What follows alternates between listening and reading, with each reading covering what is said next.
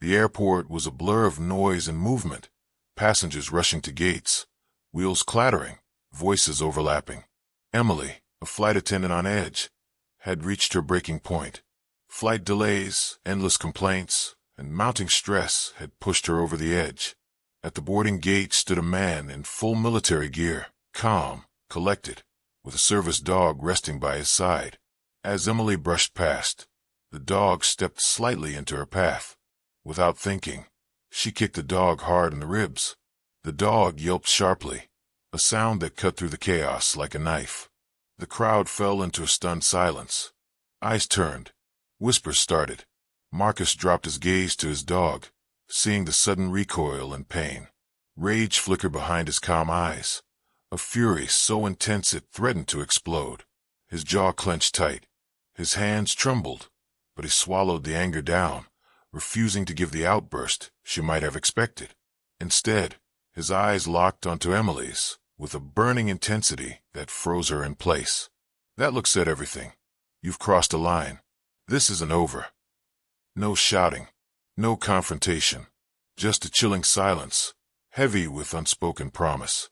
And in that moment, something shifted. Emily thought she got away with it. She was wrong.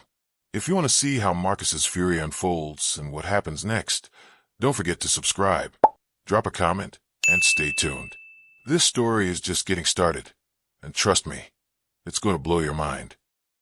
Marcus didn't sleep the night before, not because he was restless or troubled by nightmares. No, men like Marcus didn't get haunted by dreams.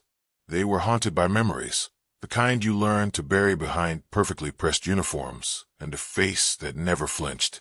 At exactly 5 a.m., he was already dressed. Military precision, even after retirement. His boots were clean enough to eat off. Shirt tucked tight, crease sharp as a razor. His ID badge was clipped just inside the coat pocket, not because he needed to show it, but because someday someone would deserve to see it. He took his dog, Saber, for a short walk in the alley behind the hotel.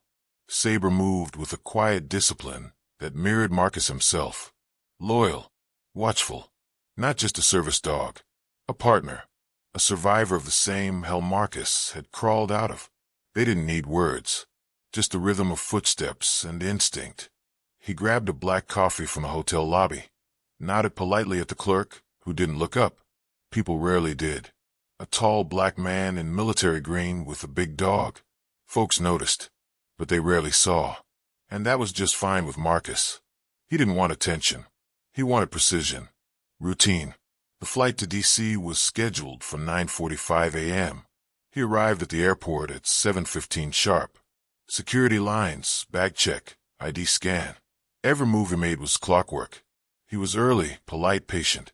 The TSA agent triple-checked his service dog certificate, then called over a supervisor. They whispered while eyeing Saber like he was hiding explosives. Marcus said nothing. He'd been here before. Not this airport, not this exact gate, but this exact moment, where his patience would be tested, where the uniform and the dog and the skin tone drew questions other travelers never had to answer. Still, he kept his voice even, his answers crisp. He passed. Gate 28B was half empty. Marcus sat 2 rows from the front, near the window. Saber curled up at his boots. He sipped his coffee, watched planes take off, and then she appeared. Emily, in her navy blue blazer and shiny flats, walked with the swagger of someone who'd stopped seeing people as human and started seeing them as problems to be processed. Her eyes scanned the gate area with indifference until they landed on Marcus and Saber. She hesitated, just a blink. Then she adjusted her posture and walked over. "Excuse me, sir," she said in that tight, fake nice tone. "Is that dog going on flight with you?" Marcus nodded once. He's a service animal, properly registered. She forced a smile. "I understand, but just so you know, large animals can be a safety concern in the cabin. We may have to make some adjustments." Marcus met her gaze. "Everything's been cleared." She didn't like that. You could tell by the way her smile tightened. "We'll see," she said, and walked away. Saber didn't move, but Marcus's hand slid gently to rest on the dog's back. Not protectively, deliberately. That was the first move. At 8:10 a.m., boarding began. Emily stood at the gate podium, scanning passes with the bored authority of someone who believed they could never be challenged. When Marcus approached, she didn't look at his ticket. She looked at the dog. "We'll need to move you to the rear of the cabin," she said flatly. "That's not my assigned seat. It's policy when large animals are involved." Marcus didn't raise his voice. He just tilted his head, almost curious. "Show me that policy." Emily faltered for a half-second, just long enough. "Sir, if you have a problem, we can remove you from the flight." That was it. Marcus gave a small, tight smile. He nodded once. Noted. He boarded in silence. Saber walked at his side, head held high, tail still. Passengers parted for them, not out of respect, out of discomfort. People always sense when something is about to happen, even if they can't name it. Marcus took his seat. Bulkhead row. Window. Saber curled at his feet. His eyes stayed open, watching, waiting, because Marcus knew something Emily didn't. This wasn't the first time someone tried to push him, but it would be the last time they did it without consequence. The plane cabin was still filling up. The smell of recycled air, burnt coffee, and overworked nerves hovered in the space between rows of exhausted passengers. Marcus sat calmly in 3A, bulkhead window. Saber lay at his feet, positioned precisely between his boots, head low, ears alert. The murmurs of conversation, the click of seatbelts, the whir of bins closing, all of it washed over Marcus like background noise. He had seen worse, breathed thicker tension. A flight delay was nothing. A sideways glance. Routine. Passive hostility. Expected. But the flight crew, especially Emily, had been poking a little too hard. She'd passed him 3 times already in the last 10 minutes. Not to offer assistance. Not even to make eye contact. Just to look. To check. Each time her eyes lingered on Saber like he was a rat on the carpet. Marcus had logged every second of it. The narrowing of her eyes, the slight wrinkle in her nose, the tiny shake of her head. He didn't flinch. He simply waited. Then came the 4th pass. Emily paused next to his row, eyes scanning her clipboard with exaggerated importance. "Sir," she said without looking directly at him, "I need to verify one more time. Is this dog supposed to be in the cabin?" Marcus turned his head slowly. He's a federally certified service animal. All documentation was approved at the gate. You were there. "I just have to double-check," she said. "Standard procedure." "It's not." She stiffened. That quiet correction touched a nerve. "I'll be back," she said curtly, then turned and walked briskly toward the front galley. Saber lifted his head slightly. Marcus patted his flank once. The dog settled again. A man across the aisle, maybe mid-40s, white shirt and laptop already open, leaned toward Marcus. "People get weird about dogs, huh?" he whispered with an apologetic shrug. Marcus didn't answer. His eyes were already back on the front of the plane. Emily returned with another flight attendant in tow, an older woman with a cooler expression. "Sir," the second attendant said, "I'm just going to ask that your dog remain completely beneath the seat in front of you at all times." Marcus glanced at the space. "There's no seat in front of me. This is bulkhead." She blinked, then sighed. "Right. Just make sure he stays out of the aisle." "He always does," Marcus said, his tone flat. Emily didn't move. She stood there as if waiting for a reason to escalate. Marcus returned her stare. "Is there a problem?" he asked calmly. "Not yet," Emily said with a slight smile. Then she walked away. 20 minutes later, they were mid-taxi. The aircraft rumbled slightly as it coasted toward the runway. The hum of white noise had returned. Most passengers were buckled in, headphones on, drinks stowed. Emily made another pass, slower this time, eyes locked on Saber. She reached row 3, hesitated, and knelt. Marcus was reading. He didn't look up. "I need him repositioned," she said. Marcus closed the folder in his lap and looked her in the eye. "He's fine where he is. He's not blocking anything. He's encroaching into the aisle. That's a violation." "You mean his tail is curved 3 inches too far to the left?" It's a safety hazard. No, Marcus said, his voice lowering a register. It's your personal bias. Let's not pretend otherwise. Emily flushed, and then it happened. Without warning, she reached forward and shoved Saber's side with her foot.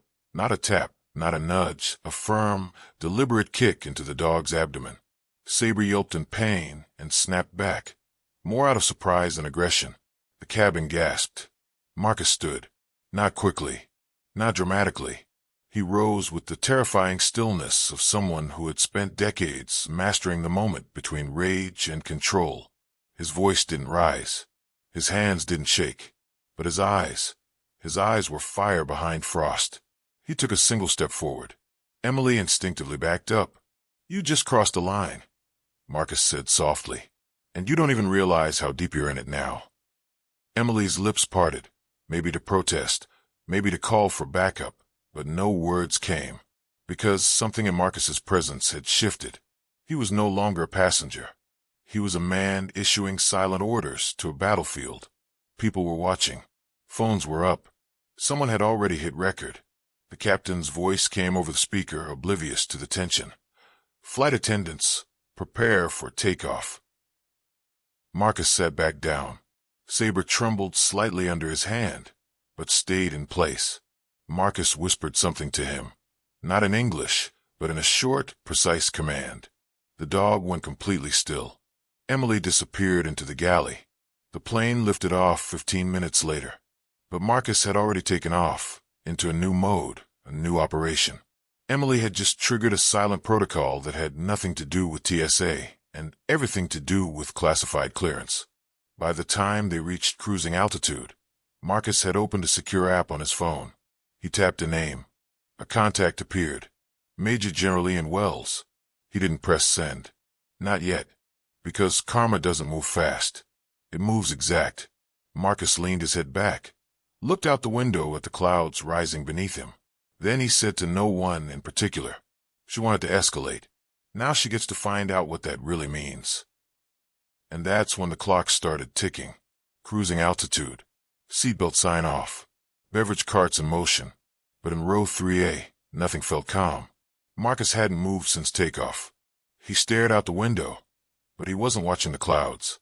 He was reviewing everything, step by step. Her tone, the smirk, the kick. Saber had recovered physically, but emotionally, the dog was still on edge. His breathing had slowed, but his ears twitched with every shift in cabin noise. Marcus gave the dog a quiet signal.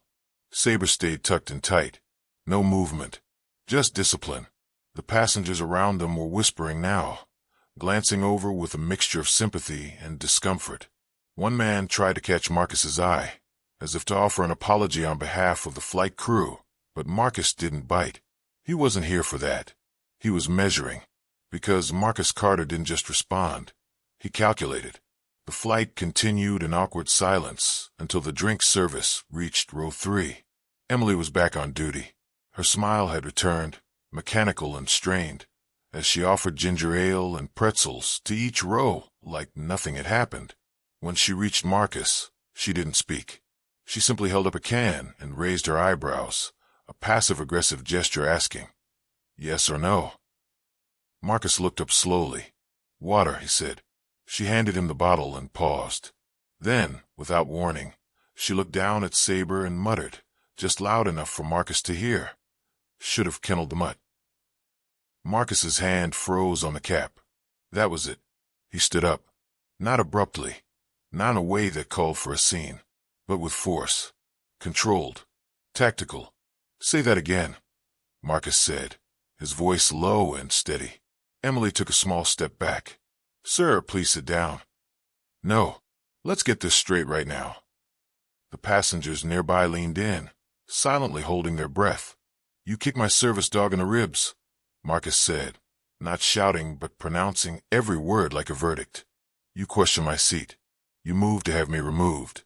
You've checked my paperwork, twice, and now you insult my partner again. Sir, she snapped, if you raise your voice. I'm not raising my voice. He took a half step closer, his face inches from hers. I'm giving you a final chance to stop what you're doing before you lose everything. Emily laughed, loud and nervous. Lose what? You think barking at me on flight's going to get you a refund? Marcus didn't flinch. Instead, he reached into the inside pocket of his jacket and slowly pulled out a black leather wallet. He opened it and quietly held up a government credential. No words, just the seal. Department of Defense. Active clearance level, top secret. Identification, Operations Director. Passengers around them stopped pretending not to listen. A businessman in row 4 tilted his head to get a better look. A college student pulled out her phone and began recording. Emily's face turned a shade paler. I'm going to sit back down, Marcus said. But when this plane lands, you'll want to talk to legal before you speak to anyone else. He returned to his seat with calm, unhurried movement. Saber curled back in. Emily stood frozen for a second longer, then spun on her heel and practically fled toward the galley. For the next hour, the flight was silent except for engine hum and occasional coughs. Every now and then, someone looked toward Marcus, unsure if they were watching a scandal, a court case, or a storm about to hit ground. Marcus didn't speak again. He didn't need to. His phone buzzed in his lap. A reply from the contact he hadn't pressed before takeoff. Major General Ian Wells. Saw the footage. Already looping in DOJ. Sit tight. Let it burn. Marcus locked the phone. Let it burn. He looked at Saber, gave a silent nod. This wasn't personal anymore. This was systemic. And it was about to be public. 20 minutes before landing, the captain made an announcement that the crew would begin preparing for descent. Emily returned once more, clipboard in hand, her professional veneer fraying at the edges. Mr. Carter, she said stiffly, the captain would like to speak with you after landing. He wants to personally apologize if there's been any miscommunication. Marcus looked at her like she was already in freefall. Tell the captain I'll wait at the jet bridge. Not in the aisle. Not in his cockpit. He knows better. Emily opened her mouth, then shut it. The weight of the moment was finally settling in. This wasn't a game. This wasn't a difficult passenger. This was the beginning of her end. The plane landed without issue. But for Emily, the descent had already begun a long time ago. The moment she lifted her foot. As the passengers stood to disembark, many slowed as they passed Marcus. A few offered short nods. One woman mouthed, "Thank you." Marcus nodded politely, said nothing. He stood, grabbed his bag, gave Saber the release command. Together, they exited the aircraft. At the gate, two men in suits waited. One held a badge, DOJ. The other wore a pin, Pentagon. Neither smiled. Emily stepped off the plane moments later and froze when she saw them. Marcus didn't turn around, didn't gloat, didn't even say goodbye. He simply walked. Saber beside him. Mission complete? No, just beginning. The terminal buzzed with its usual rhythm. Flight announcements, carts clattering, the low murmur of travelers moving from one gate to the next. But Gate C-19? Gate C-19 was different, because at Gate C-19, the air was thick. Two men in suits stood just beyond the jet bridge, their faces unreadable, but their presence unmistakable. One wore a Department of Justice badge clipped inside his lapel. The other, even more imposing, wore nothing but a small gold pin on his tie, a 5-point star inside a circle. Pentagon, civilian liaison, high clearance. Emily stood frozen, clutching her iPad like it was a shield. The moment she saw them, her pulse spiked. Her feet wouldn't move. Passengers funneled out around her, some whispering, some filming. She heard her name. She heard Marcus's name. She heard dog, Pentagon, video. It was happening too fast. Then she saw Marcus. He wasn't walking fast. He wasn't even looking at her. But his stride was deliberate. Calm the way a blade is calm before it cuts. He stopped just before reaching the suits. And then, without turning to her, he spoke. Not loudly, but loud enough. Ask her if she knows Protocol J-17. The words hung in the air. Emily blinked. What? Marcus turned his head slowly, just enough for his eyes to meet hers. You don't, do you? Emily shook her head slightly. trying to mask the panic rising in her throat. "Look it up," Marcus said. "You'll need it before the week's over." And then, just like that, he kept walking. The two men in suits flanked him, one slightly ahead, one behind, and the three disappeared down the concourse. Emily just stood there. J17? What the hell was J17? Later that night, in a hotel room she wasn't supposed to be staying in, Emily scoured the internet. She dug through flight manuals, employee forums, even Reddit. Nothing. Then she stumbled into a closed aviation regulation database, something she shouldn't have had access to but used an old training login to sneak through. There it was. Protocol J17. Immediate suspension and federal inquiry into flight crew misconduct involving verified government personnel with top-secret clearance. All case files sealed. Subject to direct Pentagon intervention. Maximum classification level applied. No internal HR handling permitted. Emily felt her blood run cold. No mediation. No arbitration. Just full blackout and removal from chain of command. And that wasn't even the worst part. At the bottom of the document was a footnote. If invoked, J17 requires acknowledgement by at least 2 high-clearance liaisons within 48 hours. Violation leads to permanent suspension of flight credentials. She didn't even know what liaison meant when it involved the Department of Defense. All she knew now was that her job, her license, her future, none of it was in her control anymore. Meanwhile, Marcus sat in a windowless conference room at the Pentagon. Saber lay quietly under the table. Across from him, General Ian Wells reviewed the footage on a secure laptop. It had already gone viral. The kick, the tone, the subtle escalation, everything.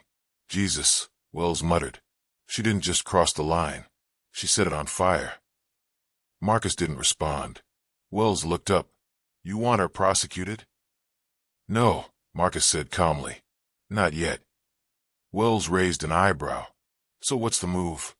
Marcus folded his hands. "I want the system that protected her exposed." Wells exhaled.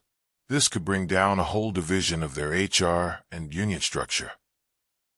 "Good," Marcus said. "Start with that." Wells leaned back in his chair. "You're not doing this for the dog. I'm doing it for everyone who got kicked before me and stayed quiet." Silence settled over the room. Heavy, but not uncomfortable. "I've waited long enough," Marcus added. "She gave me the moment. Now I'm using it." Back in the airline's corporate office, panic was spreading.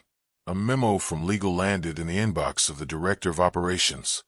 "Cease internal handling of Flight 442 incident. Subject falls under J17 classification. All personnel involved to be isolated from duty pending federal evaluation." Emily was pulled from rotation immediately. Her access badge was deactivated. She showed up for her next flight and couldn't get through security. TSA handed her a paper notice. No explanation. No apology. She called her supervisor. Voicemail. She called her union rep. "Let me get back to you," he said, and didn't. Then came the emails. Subject, formal notice of investigation. Subject, federal oversight notification, J17 triggered. Subject, do not delete, temporary hold on payroll disbursement. It all came crashing at once. She paced her apartment for hours. Called a lawyer. The lawyer asked one question.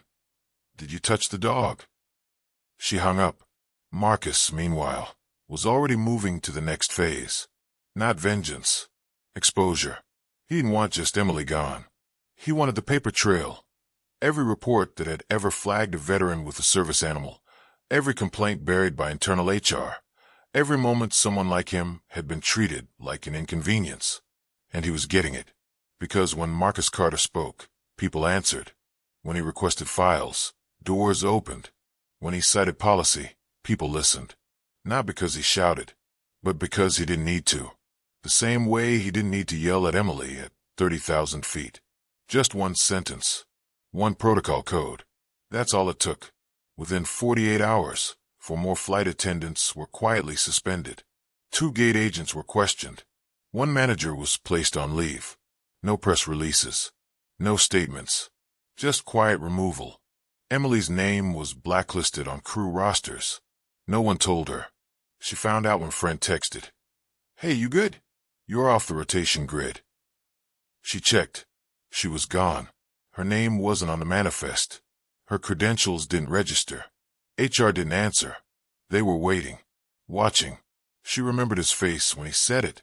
"Do you know Protocol J17? She should have, but she didn't. Now she did. And now it was too late. Monday, 9:03 a.m. The airline's internal email system crashed for 6 minutes.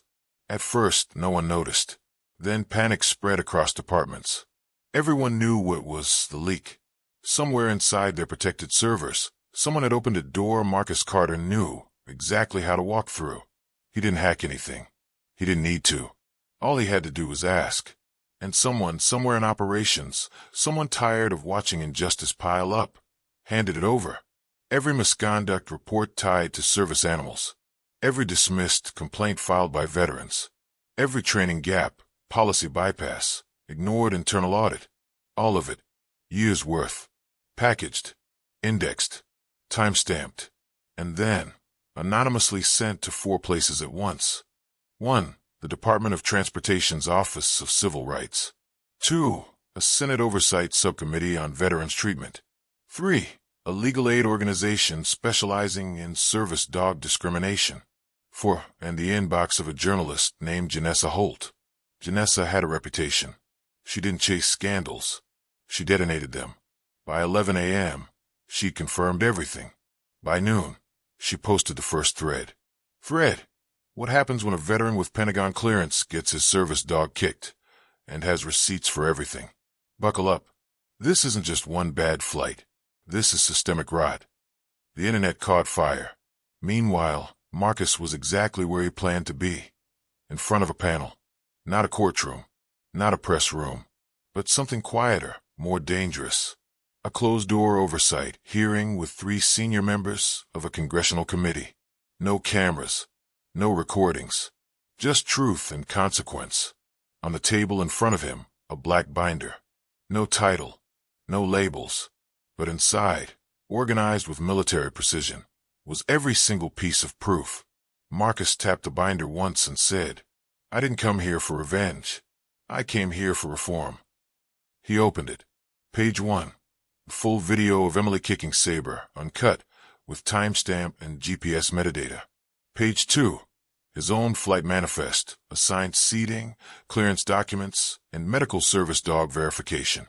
Page 3.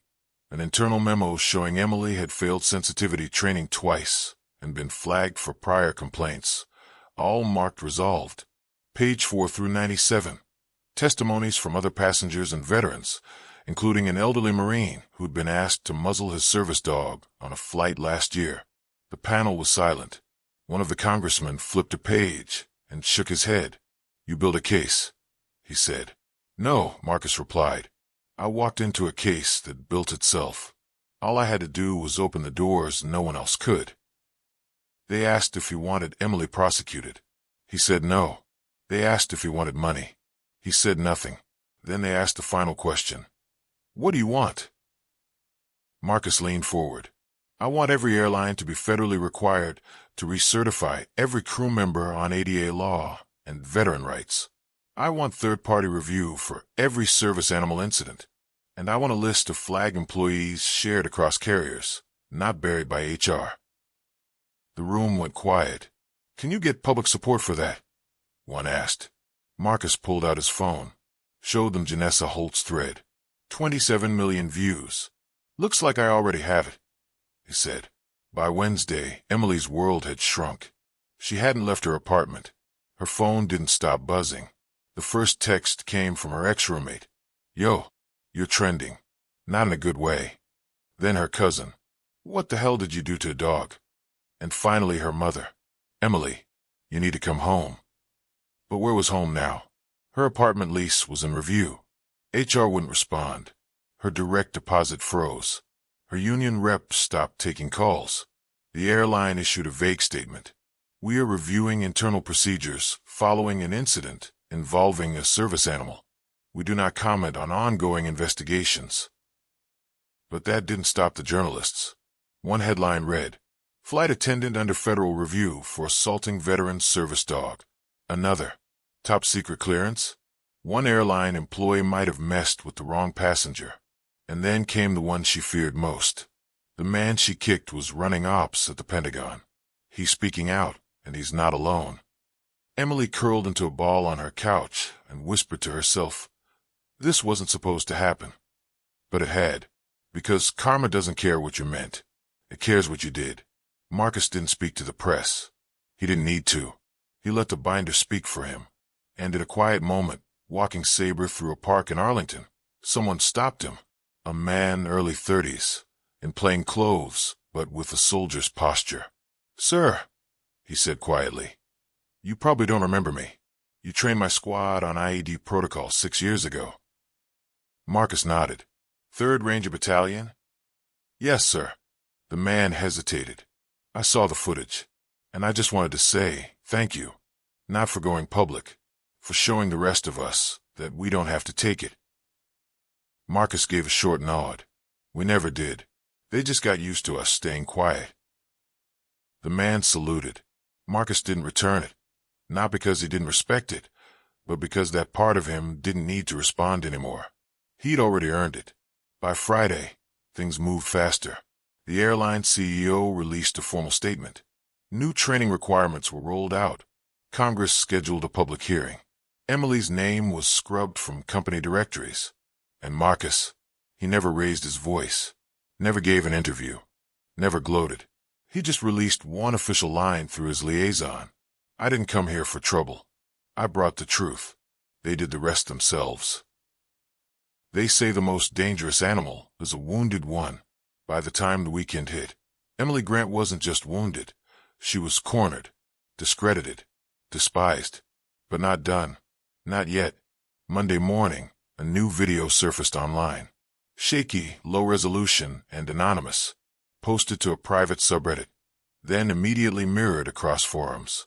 It showed Marcus boarding a flight years earlier, being questioned aggressively by a different flight crew. The video cut mid-sentence, just after a crew member said, "Sir, I'm going to have to ask you to."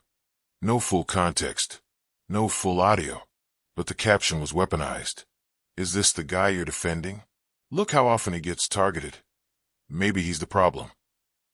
It was subtle, slimy, and it worked at first. Within hours, conspiracy threads popped up. Users with anime avatars and fresh accounts flooded comment sections. Another fake hero playing the victim. Probably using that dog to scam the system. You don't get into that many incidents without causing them. It was coordinated, obvious to anyone who knew how digital smear campaigns worked. But the public didn't always know.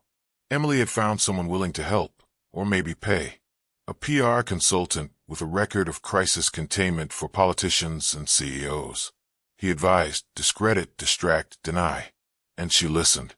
She filmed a video. Face bare, lighting soft, voice trembling just enough. "I never meant to hurt anyone. I've worked in aviation for over a decade. I've seen real threats, real chaos. That day, I was scared. That dog startled me. It moved into the aisle. I reacted. I'm human. I make mistakes. But this cancel campaign is going too far." She posted it across her socials. Within the hour, it hit 1 million views. People started asking, "Wait, what if she's telling the truth?" Marcus didn't respond. He didn't need to. But someone else did. Janessa Holt, the same journalist who had broken the original story, went live on her podcast that night. No guest. Just facts, she said. Then she walked her audience through every detail. The footage, the timeline, the credentials, the silence from the airline, the speed of their internal retreat, the federal documentation that corroborated Marcus's clearance. And then she dropped the hammer. "I have confirmation from 2 separate sources that Emily Grant attempted to delete her HR record before the leak. She had prior complaints, 2 warnings, and failed retraining. If this was just a misunderstanding, why try to erase it?" The comments section exploded. She played the victim too late. This ain't cancel culture. It's accountability. You don't accidentally kick a trained service dog in the ribs. Still, Emily doubled down. She hired a lawyer, released a countersuit. The claim: defamation, emotional distress, retaliation.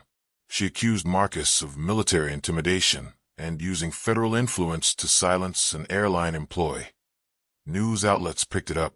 She went on morning TV. Not the big shows, but enough for clickbait headlines. Flight attendant: he used his power to destroy me.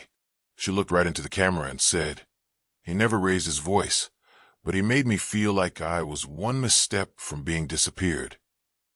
For a moment, the tide shifted. Some influencers reposted the clip, adding, we should always hear both sides. This feels bigger than a dog. And that's when Marcus finally spoke. Not in a press conference, not on social media, in a courtroom. The defamation case was filed in D.C. District Court, and when Marcus took the stand, he didn't bring emotion. He brought receipts. Exhibit A, the full flight report, showing Marcus had been pre-cleared, pre-screened, and seated with the service animal per federal law. Exhibit B, Emily's internal correspondence the day before the incident, where she texted another crew member. Ugh, another one of those PTSD dog passengers tomorrow. I swear if it breathes on me, I'm done. Exhibit C, a digital audit log showing that Emily had attempted to access and edit her own HR file 3 hours after Marcus went public. Exhibit D, security footage of the exact moment she kicked Saber, synced with passenger phone footage from multiple angles. And finally, Exhibit E, a sworn affidavit from the Pentagon confirming Marcus's role, clearance, and current operations contract. When the judge read through the list, she looked up and asked Emily's lawyer one simple question. Would you like to continue? They asked for recess, but Marcus didn't need a break. He stayed seated, calm, just like always. Outside the courtroom, press swarmed, but he didn't speak to them. He didn't need to, because the story now had its own voice, a voice shaped not by outrage, but by facts, the kind that couldn't be edited. Emily's team quietly withdrew the countersuit within 48 hours. No apology, no statement, just silence. She tried one last time, a late-night Instagram live, tears, wine glass off frame, rambling about how powerful men always get away with it. But it didn't land. The comments had turned. He didn't ruin your life. You tried to ruin his. This ain't about power. It's about respect. You kicked a service dog, Emily. We saw it. Meanwhile, Marcus declined all interviews. He focused on something else. He partnered with a veteran advocacy group to launch the Saber initiative, a program to train service dogs and educate airline employees on ADA rights and trauma-informed response. The program was funded anonymously at first. Then the Pentagon issued a quiet statement of support. Then the Department of Transportation followed suit. And then, airline after airline signed on, desperate to show they were nothing like that flight. Marcus didn't ask for credit. He asked for action, and he got it. A month after the trial ended, a box arrived at Emily's old apartment, forwarded from her last listed address. Inside was her airline badge, cracked, along with a short, typed note. They tried to erase him, but what he built didn't need their permission to last. No signature, no return address, just truth. 3 weeks after the trial, Marcus Carter had returned to what he did best, silence. Not absence, silence. While the media spun out over viral clips, reposted interviews, and high-profile think pieces about veterans versus the system, Marcus stayed off camera. He didn't tweet. He didn't clap back. He walked Saber each morning, drank his black coffee at the same park bench near the Potomac, nodded to the same guard outside the same nondescript building in Arlington. Let the world catch up. And catch up it did badly, because the system wasn't just broken. It was exposed. It started with a comment, buried deep in the replies to one of Janessa Holt's posts. From a throwaway account, no profile picture. This isn't new. My dad was a Vietnam vet. Kicked off a plane with his support dog in '97. No press. No recourse. Then another one popped up. I filed a complaint in 2015. Got blacklisted from my carrier. No explanation. No response. Then a flood. Within 48 hours, over 3,000 veterans had shared their experiences. Some with photos, some with flight logs, some with formal, stamped complaint forms, all dismissed. And then came the video. Not from Marcus, not from Janessa, from a boy. His name was Aiden, 11 years old. His father, a Gulf War vet, used a service dog named Duke. 2 years ago, they were removed from a flight after a flight attendant claimed Duke was too aggressive. The footage was caught on Aiden's iPad. It showed his father calmly holding Duke's leash while security surrounded them. At one point, the dog whimpered, not growled, not barked, and the guard said, "You see? That's a warning sound." The airline had denied wrongdoing. The story never reached the news. But Aiden still had the footage. And when he saw Marcus's story online, he uploaded the video to YouTube. He titled it, "They said my dad lied. This proves he didn't." It hit 10 million views in 48 hours. And suddenly, the conversation wasn't about Marcus. It was about all of them. A senator called for a hearing. An airline CEO resigned. 3 major carriers paused their domestic crew training programs, pending overhaul. And the DOJ opened a federal inquiry into ADA violations in aviation dating back 10 years. Not because Marcus pushed for it, but because the momentum had left him behind, like a fuse that had burned long enough to reach the powder. All he'd done was strike the match. Now it was blowing up on its own. Emily, meanwhile, was drowning. No friends, no job, no legal team. Her countersuit had collapsed. Her Instagram was deactivated. She'd been dropped by her PR rep the minute internal records were subpoenaed. Worse, people who had once stood with her started peeling off. Privately, quietly, her old supervisor leaked an email thread showing she had deliberately tried to provoke Marcus before boarding. Another colleague revealed a Slack message.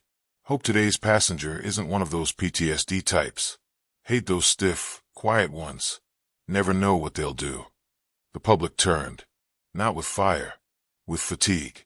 Nobody was raging anymore. They were just done with her. Her story stopped trending. She became noise.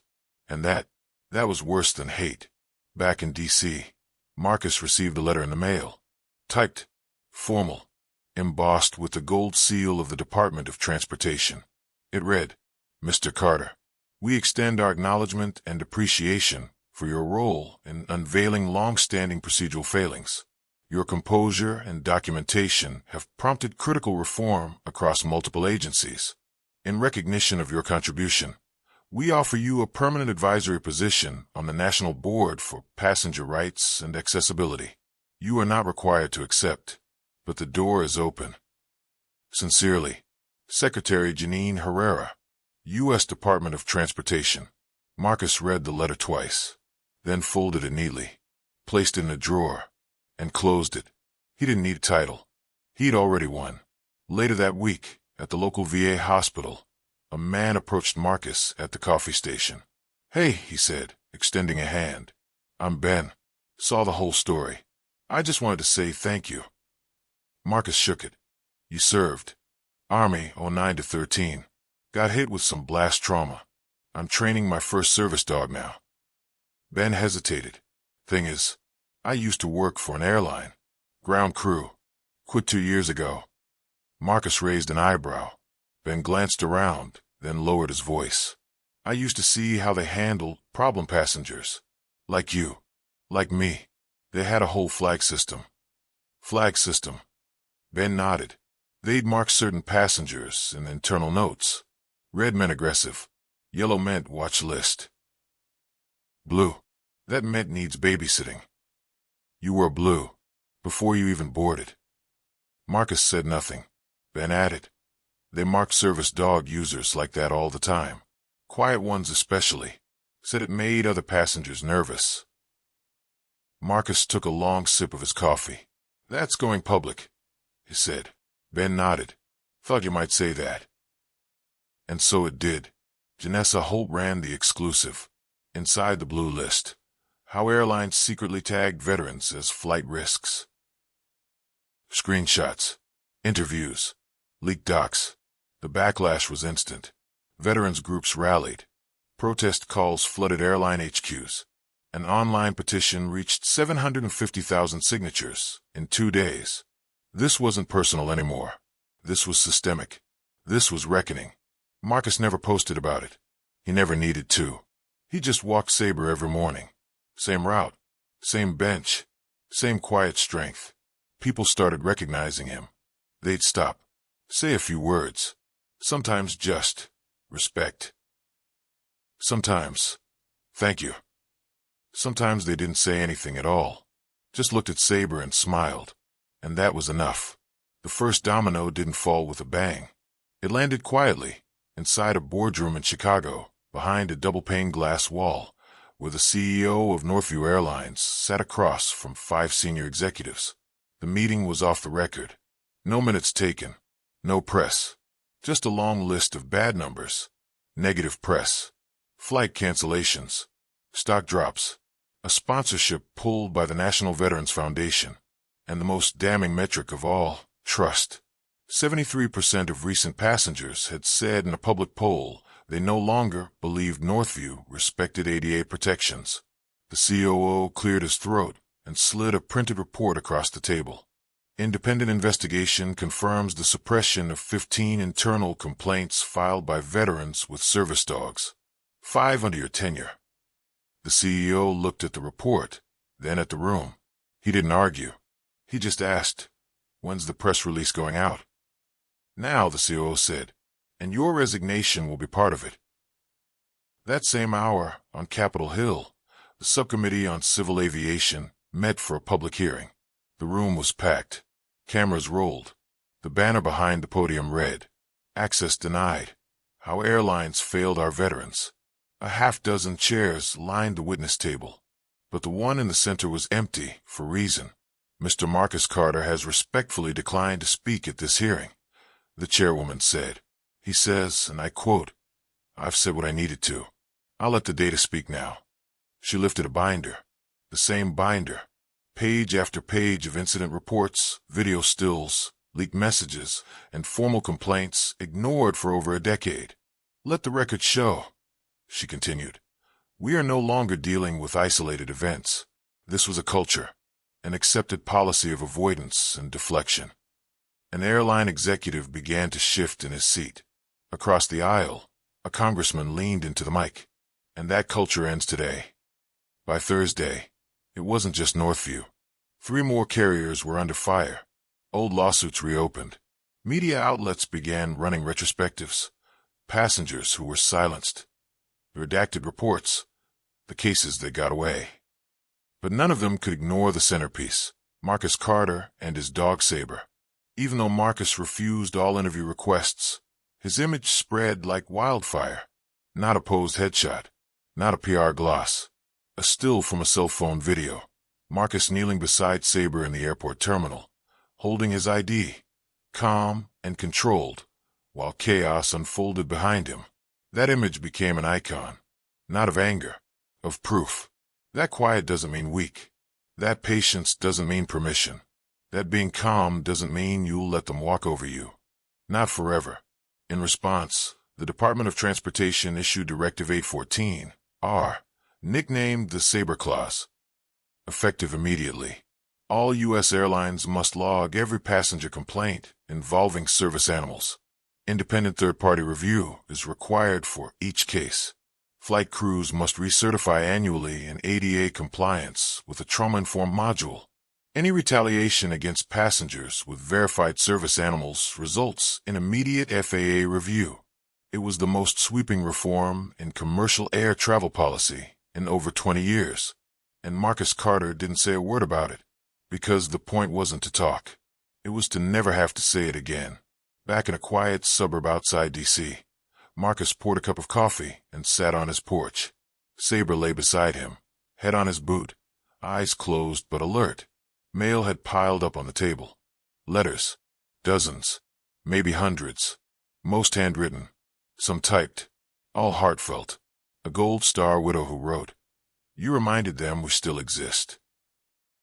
A teenage boy with autism who said, "My service dog got kicked off a bus. Now I don't feel crazy." A pilot who quietly admitted, I saw this happen. I stayed silent. I won't anymore. Marcus read them all, then stacked them in boxes labeled archive. Not trophies. Testimonies. Meanwhile, Emily Grant disappeared. No interviews. No rebuttals. No more live streams. Her LinkedIn was deleted. Her name scrubbed from the company intranet. Even flight attendants who once trained with her no longer admitted to knowing her.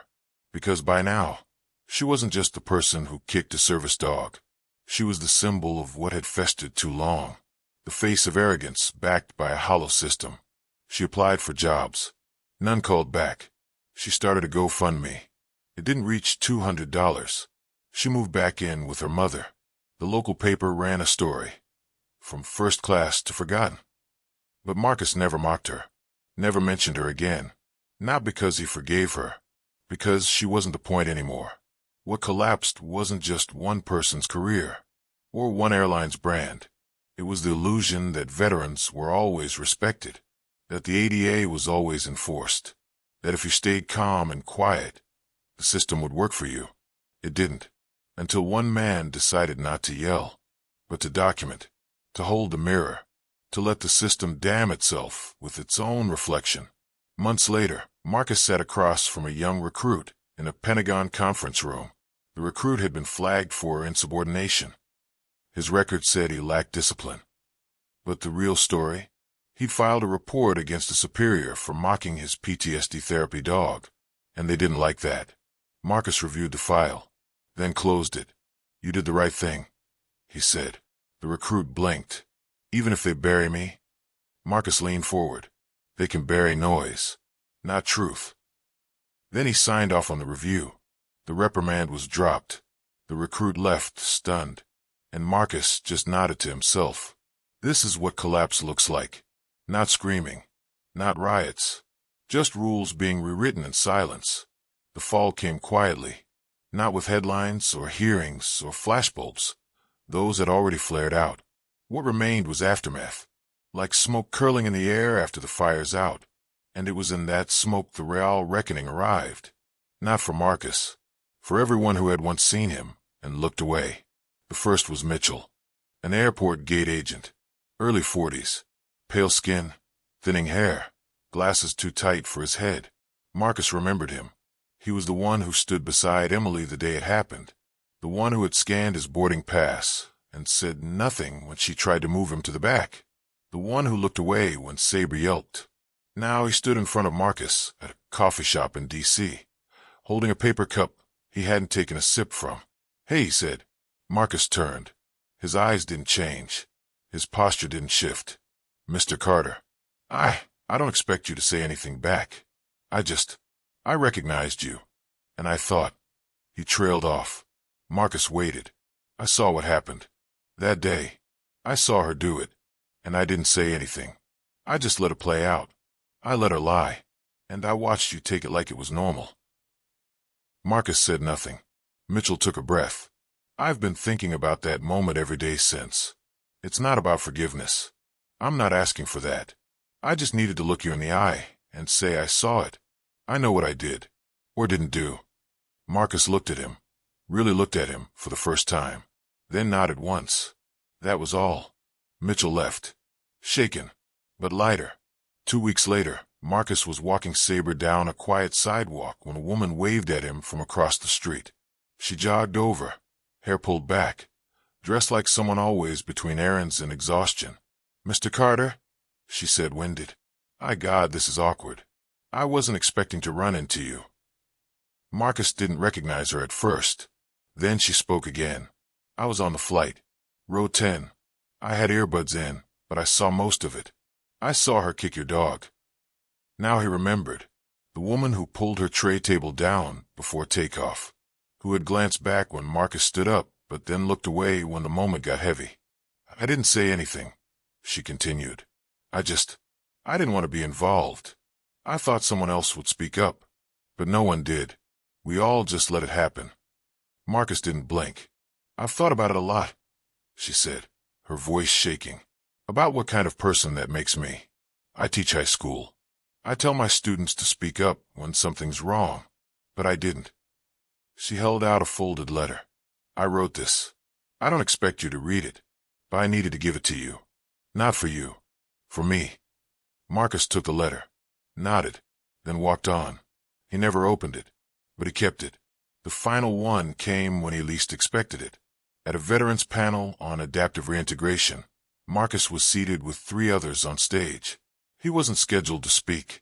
He was just observing. During the Q&A, someone stood up in the back of the room. It was a flight attendant. Male. Younger. Nervous. "My name's Jackson," he said into the mic. "I was new to the crew when it happened. I wasn't in your cabin. I didn't see it firsthand. But I heard about it immediately. And I didn't push back. I stayed quiet. I went back to folding blankets." A pause. I didn't believe it. Not really. I mean, I believed she was harsh. I just didn't believe someone like her would do something so cruel. I thought the press twisted it.